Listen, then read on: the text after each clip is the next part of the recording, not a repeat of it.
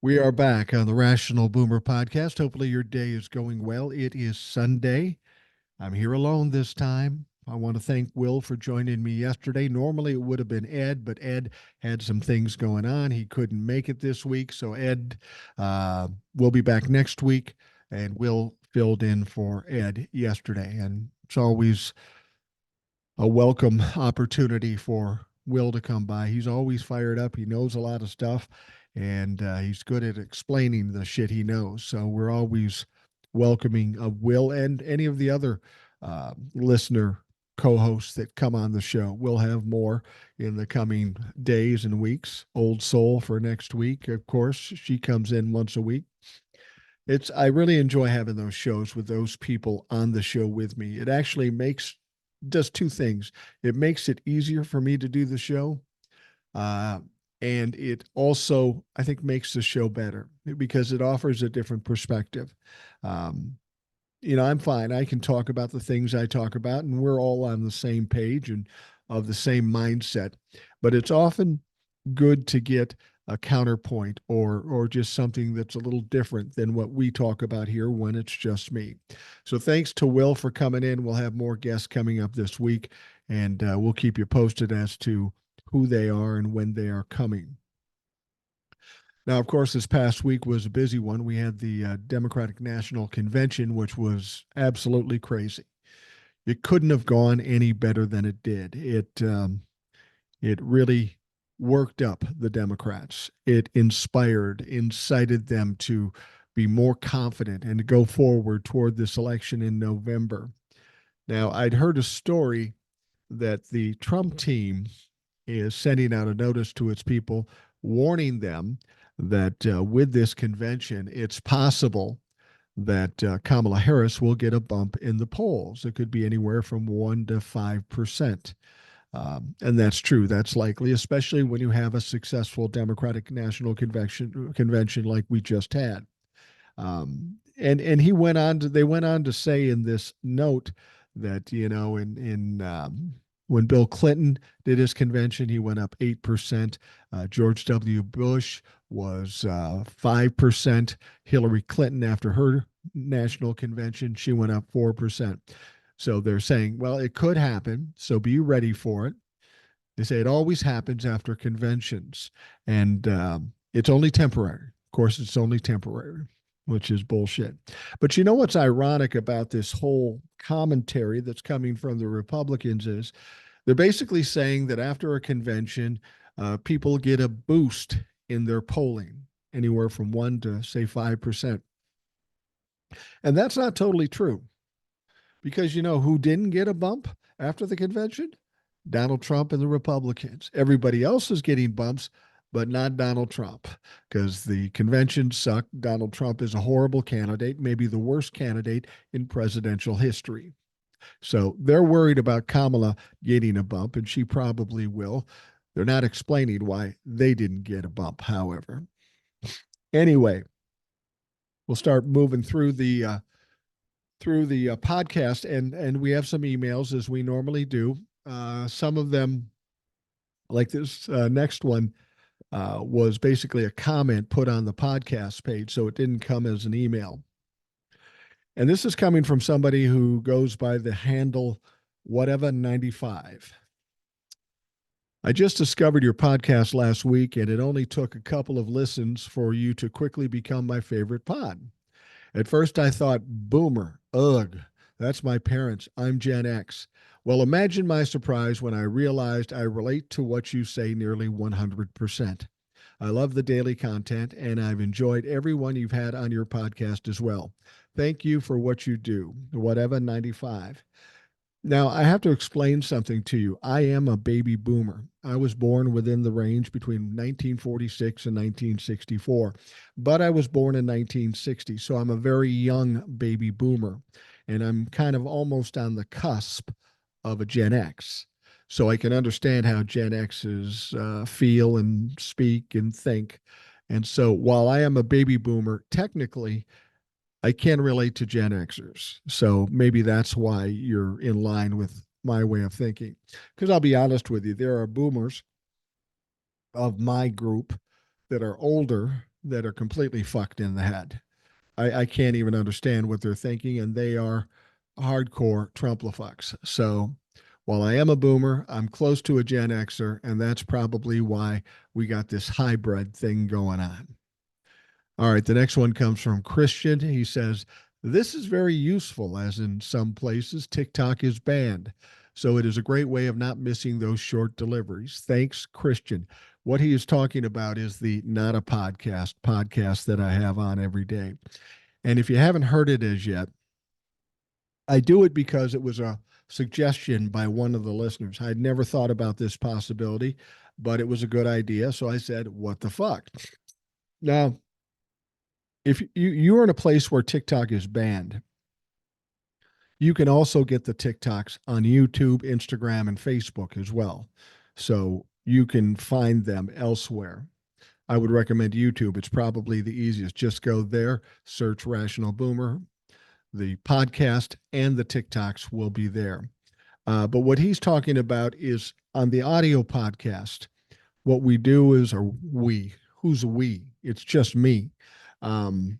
What I do is I take the TikToks that I do for the day, I extract the audio and get rid of the video, and then I take those audio portions of the TikToks and I stack them together in a short podcast, maybe 15 minutes long, thereabouts. So you'll hear TikTok after TikTok after TikTok. It could be anywhere from 4 to 6 or 7 of them, depending on how many I do that day. So you can get a rundown of all the TikToks for the day in an audio format in the podcast on Spotify. And then, of course, I have the normal podcast, which is separate from the Not a Podcast. So, Christian, thank you very much. It was a great suggestion by one of the listeners, and I'm glad they mentioned it. You know, when I used to work at a radio station, I always had people in power, in management that would always tell me how I should do something different.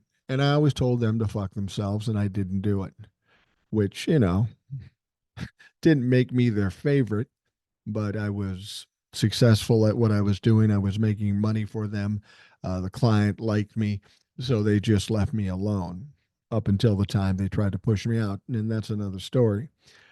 But what I always told them was, listen, you can act like my boss, but I only really have one boss. And that boss is the listeners, because without the listeners, there's no point in doing what I do. That was the case in radio, and that is the case here. Now, thankfully, I don't have anybody in management that's going to come and tell me I can't do something. Wouldn't do any good because I still wouldn't do what they say. But that said, when I get comments or suggestions from listeners like you folks, I take it into consideration because I'm here for you. And if I can do something better for you, I'm obligated to do it. So when people make suggestions, I will seriously consider it. Now, I want you to understand, I'm still kind of an asshole. If the idea is dumb, it won't work, or I'm just not capable of doing it that way, I'm not going to do it. But if what you tell me makes some sense and helps the show, fucking A, I'll do it in an instant. All right, the next one comes from Nick. He says, I was listening to Rachel Maddow's podcast, Ultra. Now, she's not my favorite. That goes to you. However, as I listened, I realized Trump is very similar as far as their patterns. This goes clear back to the 1940s in the Republican Party. Sickens me we have such weak-minded people like this all throughout our history. Check it out and let me know what you think. Thank you for bringing normality to the Gen X who doesn't get the foolishness that goes behind shit your pants Trump. Dirty Diaper Don. Keep up the good work, Nick. I'm going to give you a little tip here, a little secret that you may or may not know. People always suggest to me, you should listen to this podcast. You should listen to that podcast. I don't listen to podcasts. Well, when I do listen to podcast, if I'm on a plane or something, I'll listen to an entertainment podcast like the Fly on the Wall podcast or, some of the comedians or something. I don't listen to politics generally when I'm listening to podcasts. There are a lot of podcasts that are very good, and I will listen to bits and pieces of podcasts, but I won't listen to a whole podcast. And that's because of the way I do the TikToks and the podcast. I don't want to know stories and analysis from other people. It's not that I want to discredit them. They're perfectly fine and perfectly bright. I just don't want that to influence me because I don't make my decisions based on what other people tell me. I make my decisions and make my analysis by looking at the facts and then deciding what does that mean to me. And hopefully I'm right. So if I listen to podcast all the way through, if I took the time, and I'm far too easily bored for listening to hour-long podcasts, and thank God you do when you listen to my show. But for me, when I'm trying to put together information to sell to you, I I need to have it my own. You know what I mean? I want to know the story. What's the story? What are the facts? That's really all I need. That's why I'm having trouble watching MSNBC and some of the other news channels too, because they want to go into these in depth stories and these stories that don't mean anything, that aren't important. And it's a big waste of time. I want to know the top five stories. Long as I know what the top five stories are, I know where to go to get the information I need about those stories. And I know where else to go to corroborate these things. And that's the way it works. If you tell me a story like RFK Jr. steps down from the campaign and then endorses Donald Trump, that's all I need to know from MSNBC. Then after that, I will go to these other sources like AP, NPR, places like that. Sometimes Ross Story and Huffington Post too. Um, I'll go to them and I'll check out the facts, and then I'll go someplace else and check out more facts. And when the facts are corroborated, I feel comfortable in talking about it. I feel comfortable in making a decision on what I think. And then when I have that, I try to figure out what does that mean and where is that going to go and what is that going to do. So I don't listen to podcasts. I suggest you listen to as many podcasts as you like because there's a lot of good information out there. All these other podcasts probably give wonderful information. I'm sure they do. And there's some podcasters I will listen to bits and pieces of just because I know they know what they're talking about. But I don't listen to whole podcast. I don't listen to whole newscast. I'm not patient enough for that because I want to know what the story is and then I'll dig out the facts for myself. That's the only way I can feel comfortable of making an analysis of whatever situation it is, long as I know the facts and I don't want to be persuaded one way or the other by some of these other podcasters. They do a great job. It's not that I wouldn't be entertained by them, it's just that for what I'm doing, it's not all that helpful and potentially dangerous that I'm going to be persuaded by another podcaster to think something. And I hate doing that unless I check it and recheck it because that's a perfect time to get yourself looking stupid by thinking you heard it in a couple of places. Now I'm going to report it. And then we find out that it's not going to happen. Give you an example. Recently, everybody was talking like it was a foregone conclusion that Beyonce and or Taylor Swift was going to appear on the stage at the convention. Well, clearly they didn't, but everybody seems so sure. That's a minor story. It isn't a problem being wrong on that one, but I've seen many people um, report, excuse me, report on things they've seen once or twice on TikTok. They like the story. They're excited about the story, so they immediately report it, only to find out that later on it wasn't true. I try to avoid doing that if at all possible. All right. The next email says, I'm so happy with the positive attitude of everybody for the most part on the show and emails. Trump is dwindling more than ever, and it brings the biggest smile to my face. The hope of Harris and Walls has even hit the reddest of my area, and I couldn't be happier as a proud Ohioan. Keep doing what you're doing. The show, I listen every day and can't wait to be a guest again. Let's get this thing done. We the people for the people. Let's go. P.S. Love hearing from Ed and Old Soul as As always, you guys had me cracking up and laughing out loud at work. And then I just get to tell the MAGA fucks how funny they are. LOL. Peace and love, American unity, and democracy will prevail. Matt. That's Matt from Ohio. He's been on the show a few times, and he's more than welcome to come back. We look forward to that possibility. He's a younger guy. It's always good to get a younger perspective as to what's going on in the world. I've often said that I'm an old white guy sitting in my living room talking shit about politics. And when we talk about politics, when we talk about the government, especially future elections, we're talking about the future. And let's be honest, the future is not mine. I'm not saying I don't have a future, but my future is much shorter than some of these younger folks. Things like overturning Roe v. Wade. That doesn't have a direct impact on me, but it does on millennials and Gen Zs, people who are in that stage of life where they could be choosing to have or not have kids. That's not going to be a thing for me. It might be for my kids, it might be for my grandkids, but not for me. Um, but it's important that we get the information out, uh, the true information out, not for so much for we baby boomers or even some Gen Xers, but for the future. We came into this world and there were problems. I was born in 1960, and the 60s were full of all kinds of problems. And then things got better. And as we get older, we are realizing our mortality, you know?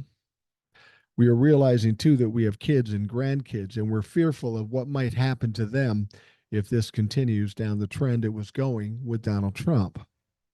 So, as much as I might not be here 30 years from now, my kids and grandkids will. And I think it's important that we, as the older set, whether we made mistakes or not during the first part of our lives, I got to believe that all of us want to leave this place better than when we found it. It's not going to be hard to do with the 60s being where I started out because it was a fucking mess back then.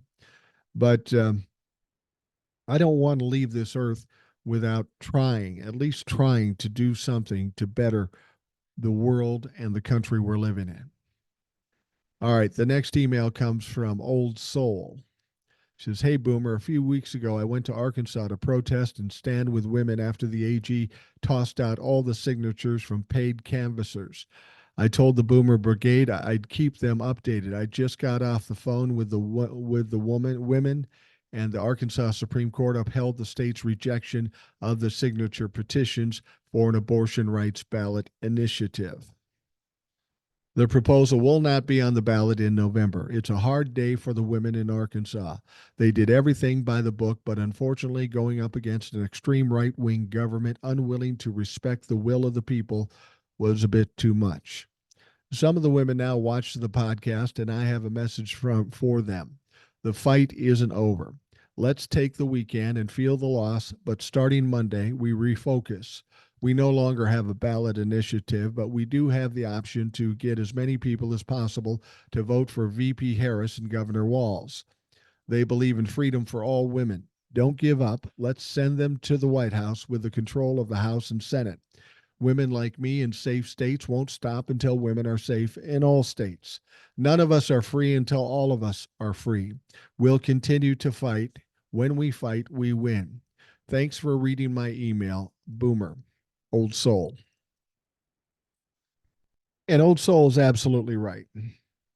You don't win every battle, but you can't fold up and die just because you didn't win a battle. We have a war to win here, and that war is on November 5th. It is the election for the presidency of the United States and for members of Congress, the House, and the Senate. It didn't work out the way Old Soul or many of you wanted it to work out in Arkansas. It is frustrating. It is saddening. It is maddening. But you can't be upset and worry about things you cannot control. And at this point, you cannot control that situation. So we move on to the next thing, and that is the November 5th election. We get Kamala and Tim and some of the other people in the Congress voted in, And then all of a sudden, we're at a better standpoint. That doesn't fix Arkansas right away, but it gets us on track to ultimately fix it. First of all, codifying Roe v. Wade on the federal level. That's what we need to do. That's one of the first things that Kamala Harris and Tim Walz need to do with the Congress when we finally get the win for Kamala. It ain't over till it's over, like old soul said. It's not a happy day for you. It's a disappointment to be sure. It's dangerous for the women of Arkansas, but we can't cry over spilt milk. We got to keep going, keep pushing, and do what we need to do. Old soul, thank you for that update. Next one comes from Paula. Hello, Boomer. First of all, I love you, and I'm a proud member of the Boomer Brigade.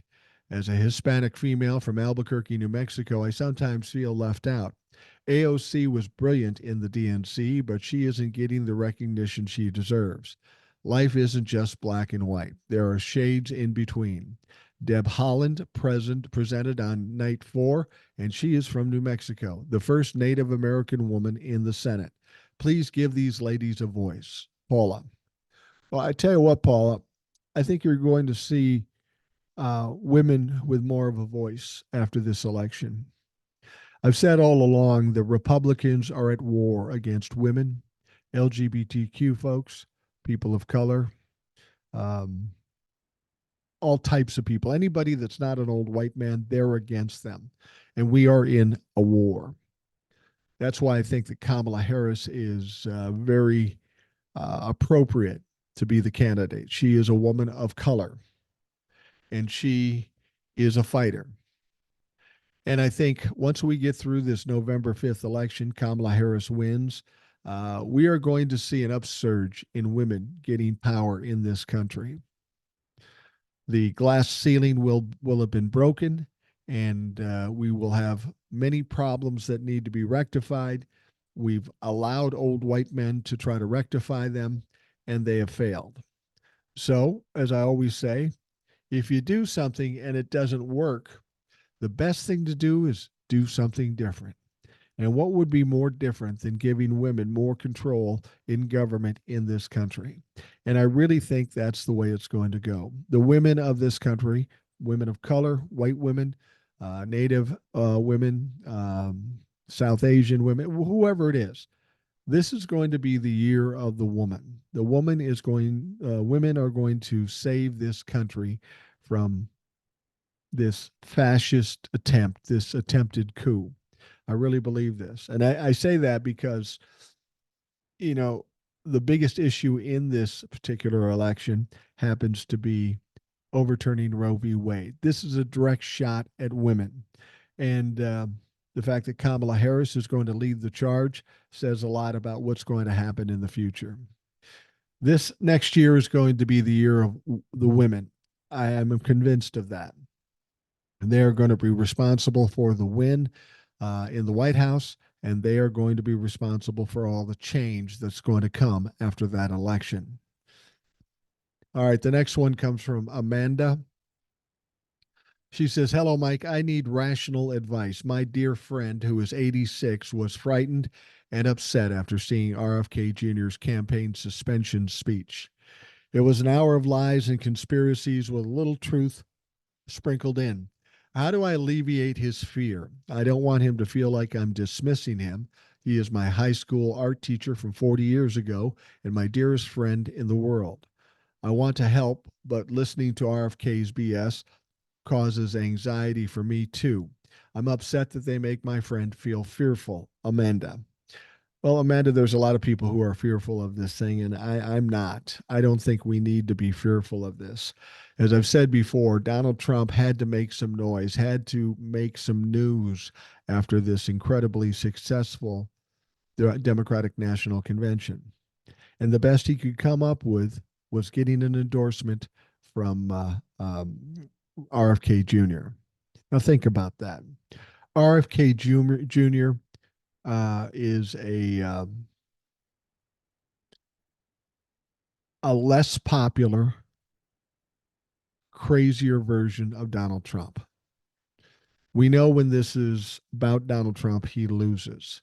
So the idea of bringing RFK Jr. and that's somehow going to help him, that's absolutely ridiculous.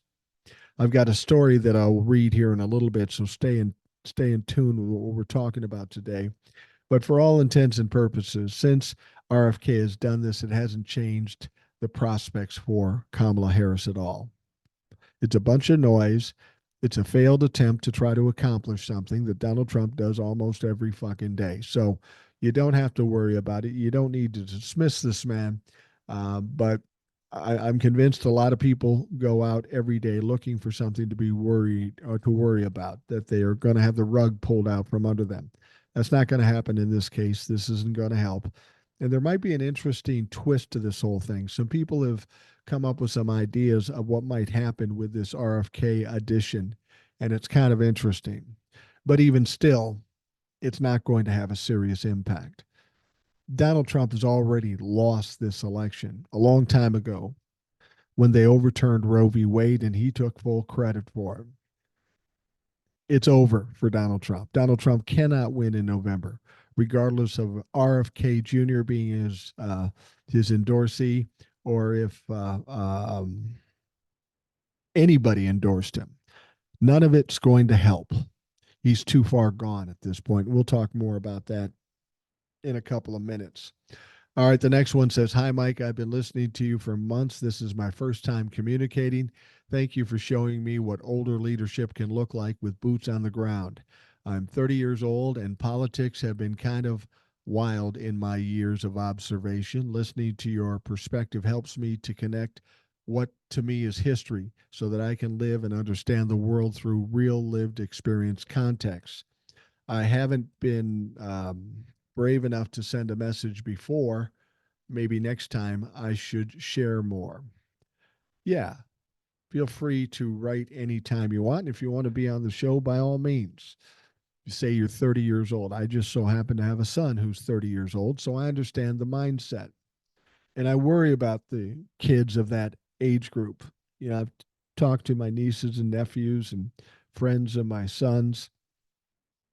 And this is really a tough time for the millennials, particularly. You had hopes and dreams when you went to college. You thought prosperity would be over the hill. And it turns out it's not as easy as you thought. Now, a lot of us have learned that lesson over the years. It's not just you that experienced this. But I will say this: I think the millennials and the young people of this area have an especially difficult time. And the reason they have a difficult time is because employers in this country literally abuse their employees, not like they did when we first started. And the reason they're abusive and the reason they get away with the things they get away with is because of us. It's because of our apathy. We allowed Republicans to do what they want to do, and they slowly eroded the rights and the securities of the people of this country. It's now eroded to a point where it's almost tough to just exist. They want you to pay a ton of money for college. They want you to pay ridiculous amounts for rent, but they don't want to give you any more money. It's setting young people up to fail. And this is something that needs to change very quickly. This is an untenable situation for young people, and I worry about them. And you can bet after the November 5th election, I'm going to be all up in the Democrat shit trying to get people to make some changes that makes things easier for these young people. What people forget is it's not just about cutting deals and giving millennials and Gen Zs a break. They are going to be the force behind our economy very shortly, probably after 2028. They are going to be the basis for our economy. And if they are broke and they aren't getting paid well and they are saddled with ridiculous loans from their colleges, medical bills, health care is too expensive. If we hamstring these kids, our economy is going to go to shit. So for you older people say, well, we shouldn't cut them a deal. We did this on our own. Yeah, we did, but it was much different back then. It was much fairer back then. It's not fair now. It's just not. And the fact of the matter is if we don't do something about it, help these kids, we're all fucked because the economy will go south. The homes you live in that you're counting on to use for your retirement will be worth less money. Use your head, think ahead, look past the end of your nose and understand what's truly going on. Stop worrying about me, me, me. Let's look at the big picture. Let's look at the economy in this country. This is one of the big problems I see. Everybody's all about what do I get? How come I didn't get it? When do I get it? Well, you can do that. But if you ignore what's going on with other people, you ignore what's going to happen to the economy. And you will be sorry you did that when it happens. But you've got to make yourself aware of it now. You've got to deal with it now and not be continually bullshitting around and being a selfish motherfucker. You just can't do it. All right. We are going to take a quick break and we'll be right back.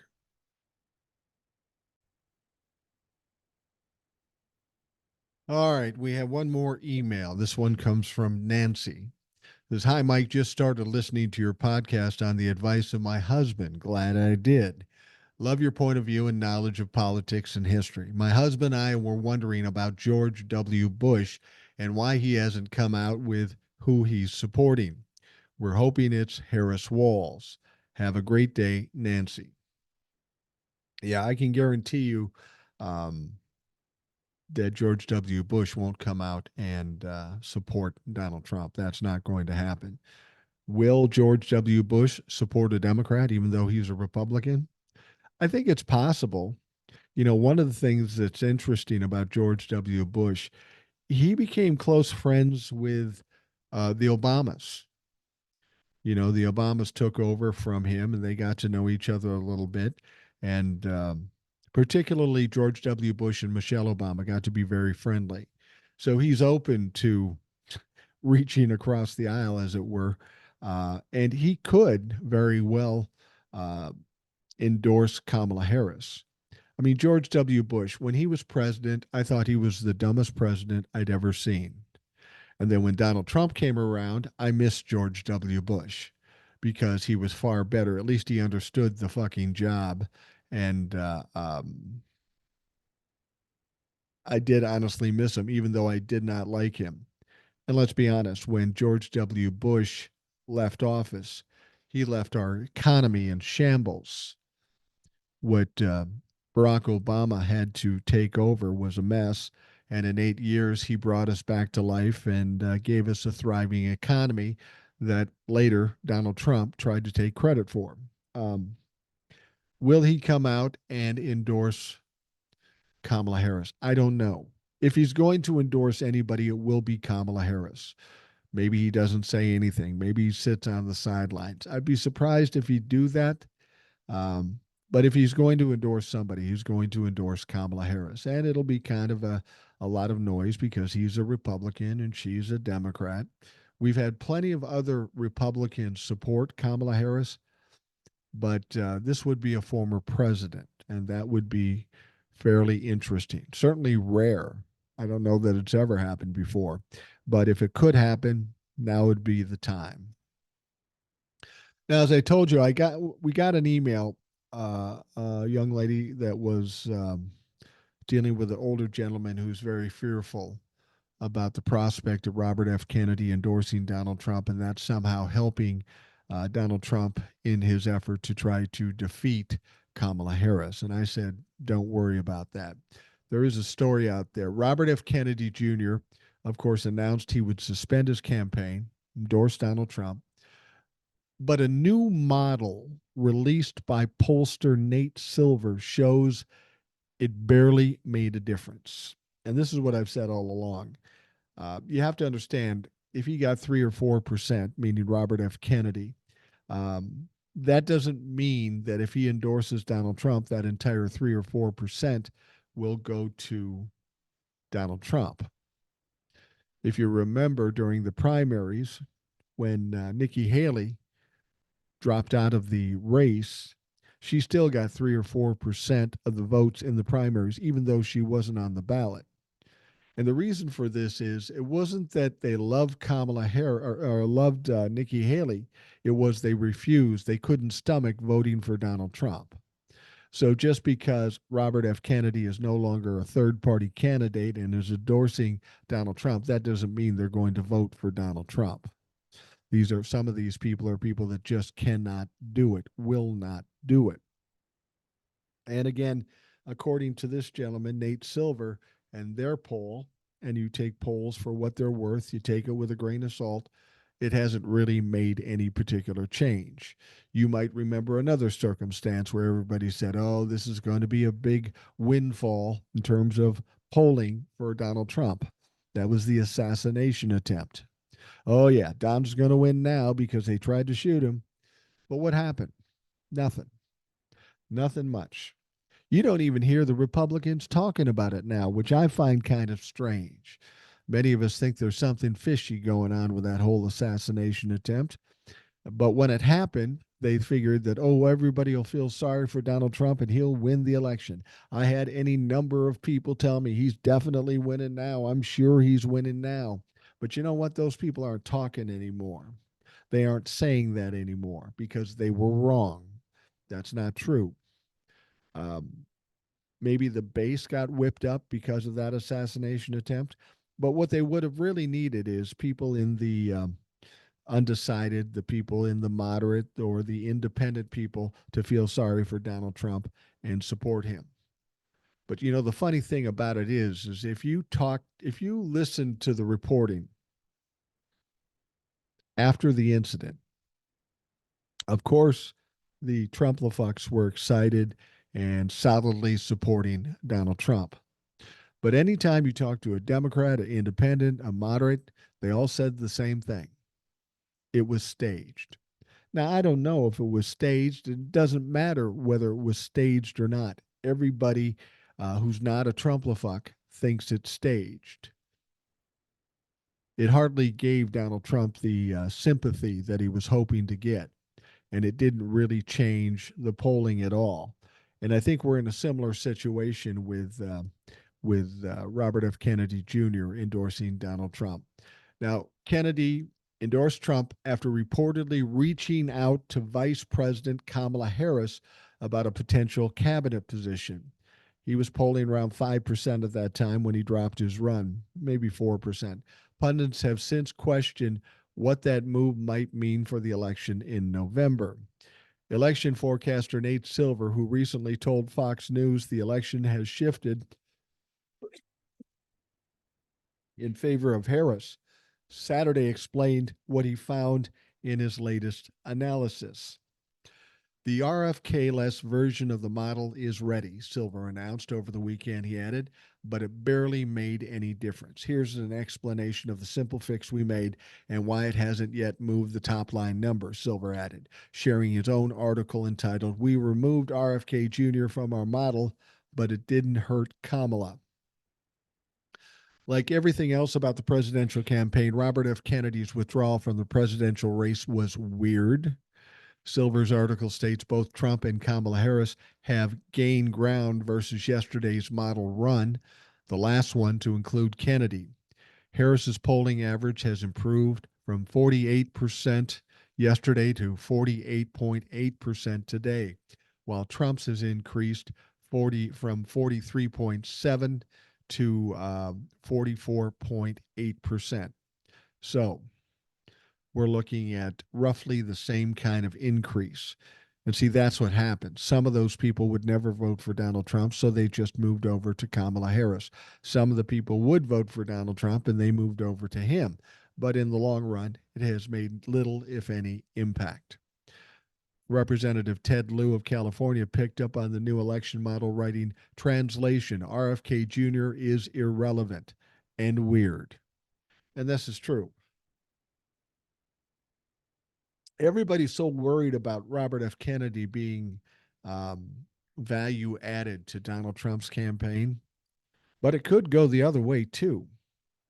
I mean, RFK Jr. has the same problem Donald Trump has. Let that motherfucker talk, and he will sink himself every time.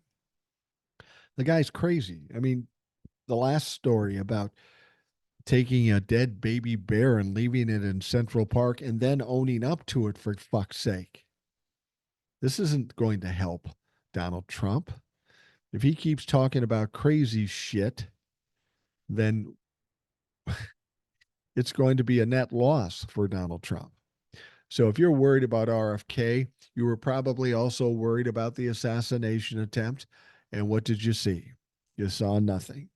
And that's what you're going to see with RFK Jr.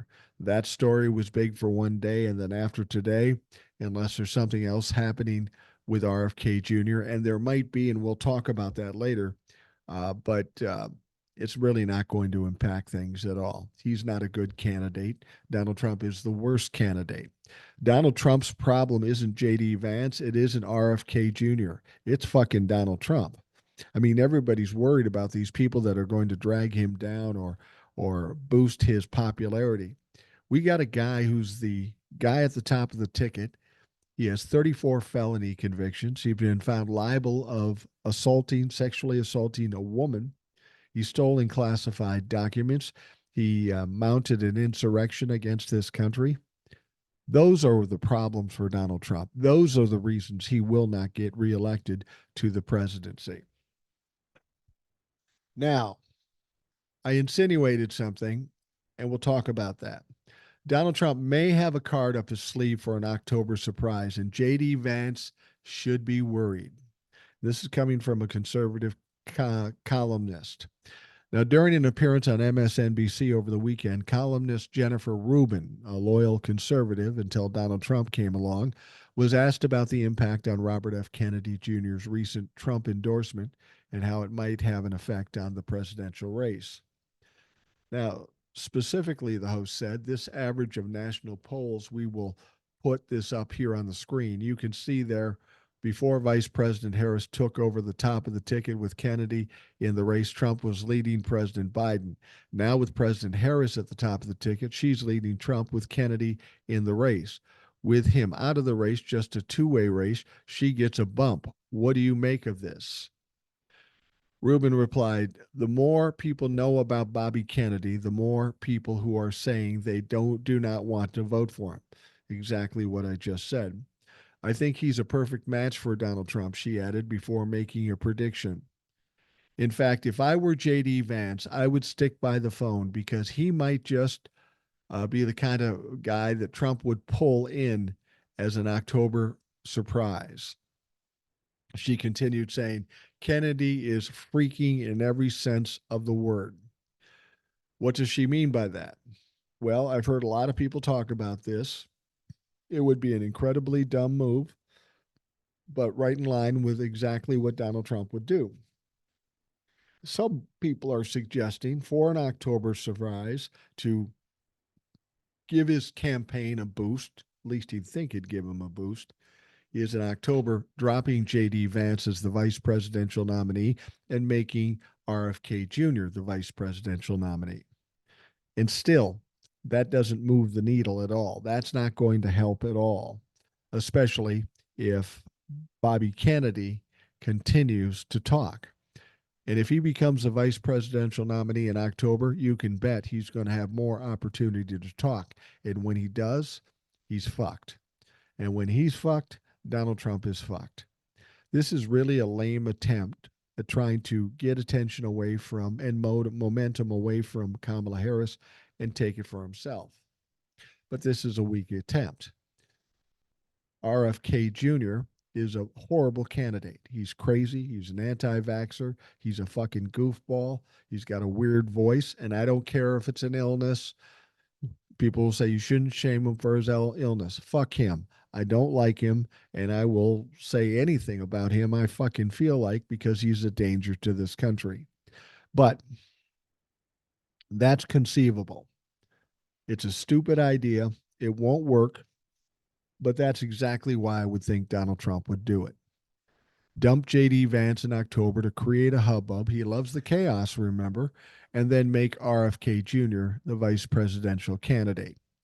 It doesn't end up doing any good. I'm certain of that, but that's something you may want to consider. Now, on September 18th, just 48 days from the election, Donald Trump is due to appear in Manhattan, where he will be sentenced for 34 felony convictions. Some criminal justice experts believe the ex president could very well end up behind bars. I've said this all along, too. People will say, well, it's a first offense. Yeah, a first offense 34 fucking times over. And then he violates the gag order. He gets punished. He violates it yet again. He shows disregard and disrespect toward the court, toward the judge, to the prosecutors, and to the jury. He has not been behaving well to get a break in the sentencing coming up. Now, Newsweek reported that University of California, Berkeley law professor John Yoo, who served in the former President George W. Bush's Department of Justice, said Judge Juan Marchand may very well include a stretch of prison time when handing down his sentence. However, he noted that incarcerating the 2024 Republican presidential nominee could be seen as an overtly political move that could favor Trump in the appeals process. I don't care about the appeals process. I want him to say, you are sentenced to jail. He may not go into jail before the election. I don't care about that. I just want that decision. Once the election is over, he doesn't win and he's no longer protected, then shit's going to come raining down on Donald Trump. I guarantee you of that. Now, he could have exercised his discretion here to change the sentencing date, but instead, he actually moved it closer to the beginning of the absentee voting in my home state of Pennsylvania, Yoo told Fox News. After a jury found the former president guilty on all 34 Class C felony counts in May, Marchand moved Trump's sentencing date from July to September after the Supreme Court ruled that Trump had absolute broad criminal immunity for official presidential acts. And earlier this month, prosecutors with the Manhattan District Attorney's Office, Alvin Bragg's office, deferred to Marchand to decide whether to delay the sentencing of Trump even further, pushing it out until after the November election. Class C felonies don't require prison time in New York, but Marchand has the discretion to sentence Trump to as many as 20 years behind bars.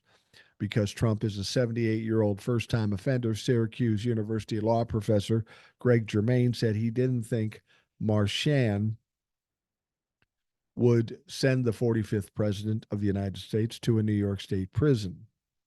He says if Marchand sentenced him to jail in the middle of an election for this records violation, I think the courts would do whatever is necessary to prevent it. We'd be in uncharted waters, Germain said. But I don't think Marchand will sentence him to jail. I think there were serious problems with the case, and it should be reversed on appeal in due order without upsetting the election cycle. Clearly, this is a Republican on this part of the story. Now, whether Trump ends up actually wearing a prison jumpsuit before or after the election could depend on how Marchand views Trump's level of respect for the criminal justice system, according to his former defendants.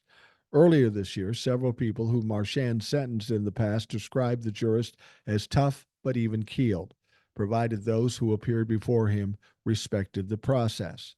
And we know Dirty Diaper Donnie Trump does not respect anybody, especially Judge Juan Marchand.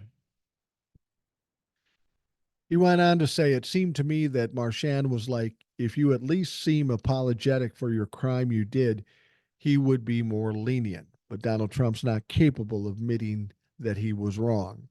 Felony defendant Andrew Rossig told the Daily Beast, I don't ever remember saying to myself, this judge is ridiculous and I'm going to jail for the rest of my life. It was more like, treat him with respect and he will be fair.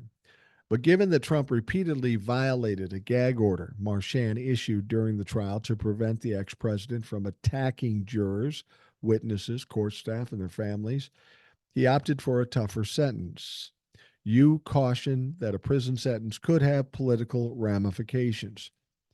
You say, could you imagine what would happen if Judge Juan Marchand sentenced Donald Trump to jail time, even though he's a first time non-violent offender? What if Judge Juan Marchand even went crazier and said Donald Trump doesn't even get to stay out of jail while his case is on appeal?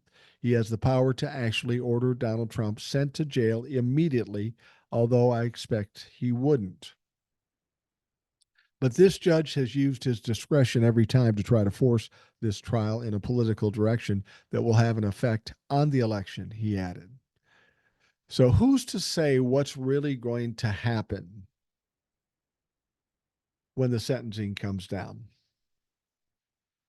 I think it's conceivable he could go to jail for the amount of disrespect that Donald Trump showed. I really do. I understand the problem with the political ramifications and how it might look weird or funny or certainly appealable if you sentence him to jail before the election. But what I would like to see is him sentence Donald Trump to something commensurate with the crimes he committed. Now, whether that be a jail term, whether that be a home lockdown or whatever it is, it's got to be something where he pays a price. That's the whole point of having a judicial system. Somebody breaks a law, you hold them accountable, and you punish them, regardless of whether they're running for president or not. But understand this whole presidential run for Donald Trump and this protection he's gotten has gone on almost 2 years. He did what he wanted to do. He wanted to keep himself out of jail and try to get out of his various criminal trials. So far, he's been able to do that. And Donald Trump, in his mind, has said, I just want to get past the election because when I win the election, then I'll be able to pardon myself or do whatever the fuck he wants to do. Fact of the matter is, he's not going to win. And then what? Whether they sentence him to jail or not, he's going to get something where they will hold him accountable. And whatever it is, it's not going to be something Donald Trump will like. And when he doesn't like it, he is going to misbehave. I've said this before. A lot of people are worried about the trials, worried about Congress, worried about this shit. When you have a lot of things to worry about, the best thing you can do is take the first thing, let's get that done. The most important thing that's going on right now is this election in November 5th. We've got to win that election, regardless of what happens to Donald Trump in his sentencing or in any other case for that matter. We got to win in November. And when that happens, then the world falls apart for Donald Trump. Donald Trump has no more protection. He's not a candidate. He's not the president. And most of the Republican Party will have abandoned him after losing yet another major campaign in a big way, because I honestly believe that he is going to lose very big. So then Donald Trump has 3 cases that he has to be tried for, and he's got nothing. He's got no money. He's got no protection. He's got no position in terms of being a presidential candidate. I'm all for it. This will be something we'll have to talk about after the election. After Kamala Harris wins, we can talk about all the trials that Donald Trump is going to go through, because he will go through these trials. All right. Trump said this week he will decline to participate in routine intelligence briefings for presidential candidates because he said he believes Democrats will try to accuse him of leaking classified information. Yeah, I bet that's what's going on. During campaigns, candidates for the White House are kept in the loop by the country's security apparatus or consequential issues that they might be forced to deal with early in their terms if they are elected. Trump, who in August 2016 had never been elected to public office at any level of government, received his first intel briefing as he prepared to face Hillary Clinton in the general election. In 2020, as the sitting president, he received briefings throughout the entire campaign. Now, the problem with that is we know Donald Trump doesn't or can't read. So the only thing he could do is make copies and send them off to his buddies like Vladimir Putin. Now, this time around, Trump told the Daily Mail he is not participating in such briefings, the outlet reported. The Republican nominee told the Daily Mail he's refusing to sit down with security agencies this election season because he fears Joe Biden's team will accuse him of leaking confidential information, but also because he claims to just already be in the know. Somehow, magically, sitting in dirty diapers in Mar-a-Lago, he already knows all this shit. It's a break from the norm for a presidential hopeful. Non incumbent nominees of major parties often begin receiving security briefings in late August and receive them occasionally until the election day. Now, Trump has been accused by the Justice Department of mishandling classified materials. Um, well, I could receive the briefings if I wanted them, but I don't want them.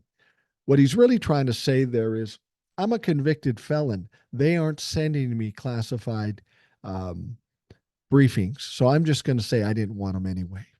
I didn't want them anyway. I'm not even going to look at them. No, because you're not going to get the chance to look at them. You're a convicted felon. You have a history of mishandling top secret documents. They're not going to give them to you. When you left office as a former president, you would get some briefings too. But you know what? Joe Biden said, fuck no, we're not sending him any more briefings because he's a danger to the security of this country. So he can say he decided not to get them, but that's not what's happening. What's happening is he's not getting them because of what he's done. All right. Ohio Senator J.D. Vance, Republican nominee for vice president, said former President Trump would shoot down a federal abortion ban if he recaptures the White House in the fall. You believe that? I don't know. Donald Trump is a pathological liar. I don't think I believe anything that Donald Trump would say, and certainly don't believe anything that J.D. Vance might say. I think he would, Vance told NBC News' Kristen Welker in a clip posted to the Meet the Press account on social platform X Saturday. He said that explicitly that he would. Trump said back in April he wouldn't sign a nationwide abortion ban, but Democrats have been distrustful of this claim. Shortly before the Vance clip was posted, Harris said in her own post on X that in the circumstance of Trump regains the presidency, we know he will sign a national abortion ban. The former president also said that overturning Roe v. Wade was an incredible achievement. You're proud of yourself for overturning Roe v. Wade. We know the evangelicals, the radical religious right, and your buddies in Congress all want a national abortion ban. But somehow you're going to go against them and say you don't want it. A little hard to believe. A little hard to believe, especially since you're so proud of overturning Roe v. Wade. And especially since when it's voted on in the states, you're losing. Donald Trump will say anything, and so will J.D. Vance, to step back and soften their approach to the abortion thing. But they've already done the most egregious thing by overturning Roe v. Wade and say they're proud of it. So to say now I wouldn't offer an abortion ban nationally, that's just a bunch of bullshit.